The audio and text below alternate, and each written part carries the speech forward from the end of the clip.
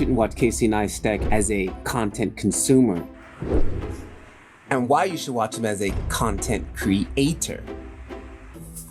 Yeah, that's right. If you want to get better as a vlogger or as a storyteller, you should really focus on how Casey tells stories and analyze everything he does in his videos instead of just watching him as a normal consumer.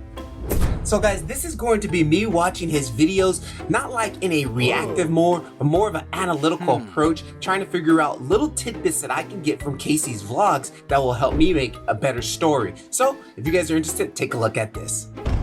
I'm not gonna watch him as content. I'm gonna really focus on his storytelling, his editing techniques, his pace of editing, how he's using music. And it's an attempt for me to learn, you know, without trying to watch. Because a lot of times I just watch these videos and then I'm just like, oh, this is so great. But now I'm gonna try to focus and really break this down. So it's not really a reaction video, it's more like a study video. But anyways, let's get straight into it. The first thing we gotta start off with first, before we even get into the video, is the title and the thumbnail. The secret door, what is that? Like, what? Curiosity. He's provoking mad curiosity right there just with the title. Again, secret, come on. Now that's like, how much curiosity can you get from the word secret? 100%, right? And then what carries that title is this thumbnail. Look at this thumbnail, this small, narrow doorway. And what's most important about it is no, like there's a massive arrow there that says no. This draws so much curiosity. This immediately draws me to next, the title. The title, The Secret Doorway. Oh, okay. And this right off the bat, this title and thumbnail is reinforcing the fact that you should start your story off, come up with a big idea, build that thumbnail that talks about or tells that idea, followed by that thumbnail. These are 3 keys for going big on YouTube. I'm learning this from studying Mr. Beast, which I'm not a big fan of his content, but I've been watching him not as a content, but as somebody who's breaking this down, like what makes him so good.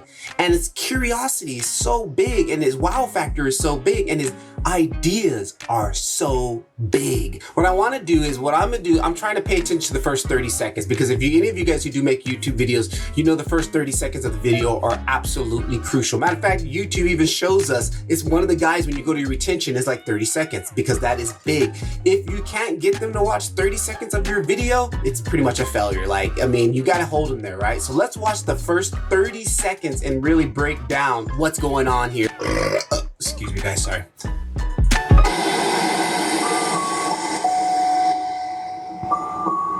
You know, I wanted to make a video outside, but it's just too gloomy out there today.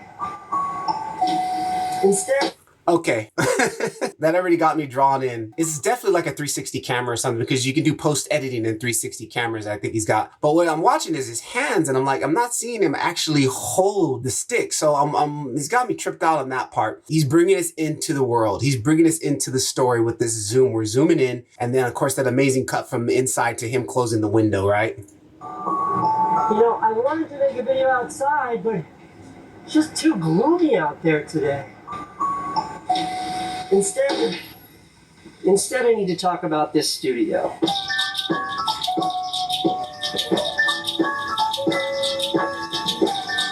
Boom. All right, 10 seconds, not even 20 seconds in.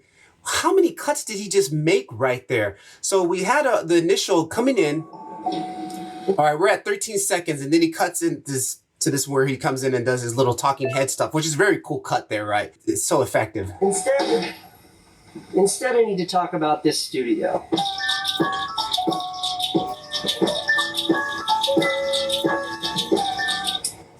So 9 cuts right off the bat, 9 straight cuts, 23 seconds in, about 11 cuts almost right off, 11 cuts in 24 seconds, right? Okay, that's pretty intense. That's pretty crazy, right?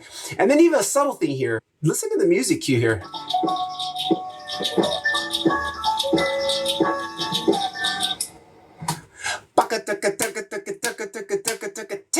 Even the light switch there, the way he cuts that is in sync, guys. Little stuff like this is subtle that it's just so pleasing. Studio. To the beat. So since moving back to New York City, this is my current studio setup. The space is about 13 and a half feet by 19 feet. Okay. Mad angles, mad use of angles here. And this is one thing that people were talking about in his course, that he talks about. I guess their first lesson, they have to use a cell phone because it forces you not to use cameras and not to focus on equipment and gear, but to use a cell phone because it makes you focus on angles, right? And that's cool. It's so true. I've learned that just from using my cell phone, like angles are more important than the focus and depth of field and all that crap, because the phone could be put in so many more places where a camera couldn't be put. You can get more creative with your angles. And let's look at these. Let's go back and break down some of these angles here that he just did. So since moving back to New York City, this is my Okay, straight eye level camera there. current studio setup. Boom. Low angle. We're extreme low angle from the floor. A view we normally don't look at unless you're a baby, because the babies are always laying on the floor or crawling. That's their eye level, right? This is about 13. Boom. Slight Dutch angle here. We're at a slight Dutch angle. You can see the angle of the frame here. That's a Dutch angle. 13 and a half. Opposite Dutch angle of him going back up. It's like, so we're looking up at a Dutch angle. Feet by Another low angle, but this time the focus is on this. It looks like a plastic roach, right? 19 feet. That And there was another roach. I don't know if you caught that other roach right there. There's another little one on the floor. feet by Right there. 19 feet. That is And this is a POV shot again here at the end. by POV. 19 feet. That is 256 and a half square feet. Which, that's enough, but it's never enough. Okay. And we also know Casey always punches in on important things that he wants us to pay attention to. That's why he goes to those close-ups. Again, like he's talking. 6 and a half square feet. Which, that's enough, but it's never enough. Punch in on something that we really wants us to focus in on. Another quick POV. That was like half a second of a shot. Like, It's never enough. an insert of him, POV of the tape measure coming back. Strictly, I think this was more of a cue to bring in the music. It felt like it hit to bring in the music. That's enough, but it's never enough.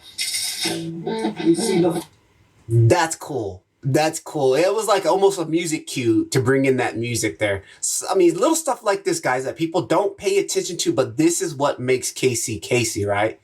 but it's never enough.